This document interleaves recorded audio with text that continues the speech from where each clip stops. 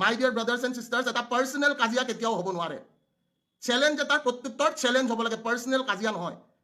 ঠিক আছে, এই সঁচা যিমানখিনি মানুহ আছে, এটা চেলেঞ্জৰ প্ৰত্যুত্তৰ পাৰ্চনেলি উদঙাবলৈ চেষ্টা কৰা, এইটো দেট ইজ দ্য মষ্ট কি একদম হাঁহি উঠা কথা।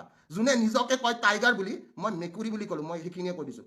আৰু লাজ পাব লাগিছিলে, কালি ৰাতিৰ কৰা প্ৰশ্নবোৰৰ উত্তৰ এটা ভিডিঅ' দি নহয়।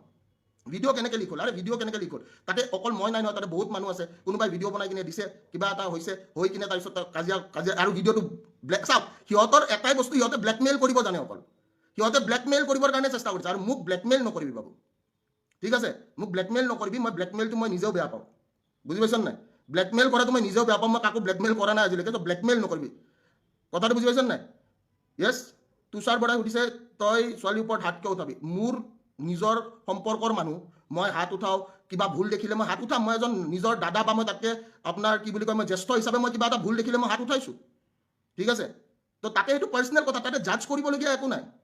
এই কথাটোৱে মই কৈ থৈ দিলোঁ, তাতে জাজ কৰিবলগীয়া একো নাই। আৰু মানুহ এটাক বদনাম কৰিবৰ কাৰণে এইবোৰ এলিমেণ্টছ ব্যৱহাৰ কৰা হয়।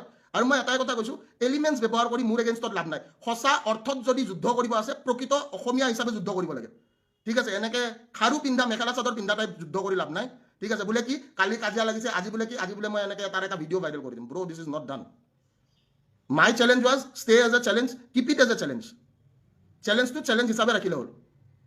আৰু মই এটাই কথা কৈছোঁ, যিদিনাখন মই এই কথাটো কৈছোঁ যে যিদিনাখন মই বিক্ৰী আজিলৈকে যোৱা নাইতো, তো বিক্ৰী যোৱা মানুহবিলাকে এইবোৰ কাম কৰিবই, মই বিক্ৰী যোৱা নাই। তো মোৰ এইটো কোনোবা সত্য যুগৰ ভিডিঅ', কেতিয়াৰ ভিডিঅ' মোৰ নিজৰো মনত নাই, কোনোবাই ৰাখি থৈছে ব্লেকমেইল কৰিবৰ কাৰণে। আৰু ব্লেকমেইল কৰা মানুহবিলাকক মই এটাই কথা কৈ আছোঁ, ব্লেকমেইল কৰি, ঠিক আছে, বেলেগ একো নাপাবি। And this is not good. হাঁহি উঠিব লাগিছিল, এইটো প্ৰত্যুত্তৰ হ'ব নালাগিছিল। কথাৰ প্ৰত্যুত্তৰ কথা হ'ব লাগিছিল, চেলেঞ্জৰ প্ৰত্যুত্তৰ চেলেঞ্জ হ'ব লাগিছিল। কথাটো বুজি পাইছতো? ভিক্টৰ দা কমেণ্টবোৰ পঢ়ি চাম, ডেফিনেটলি কমেণ্টবোৰ পঢ়ি চাম। লাভ ইউ ভিক্টৰ দা।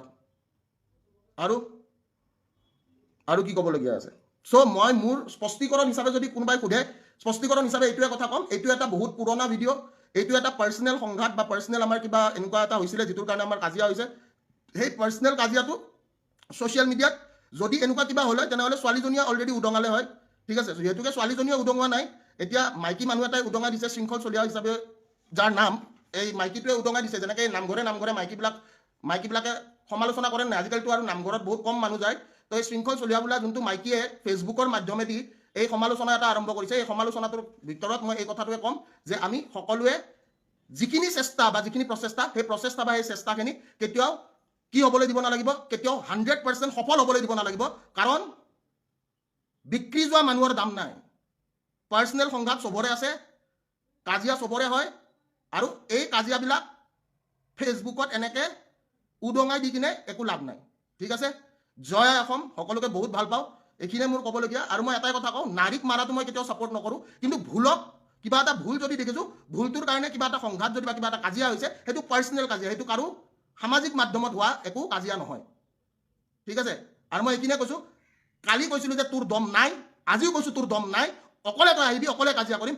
দম থাকিলে তই ফেচবুকত এইটো কাম কেতিয়াও নকৰিবি হয়, ঠিক আছে? যিখিনি সন্মান আছিলে তোৰ প্ৰতি, সেই সন্মানখিনিও চেছ 100%।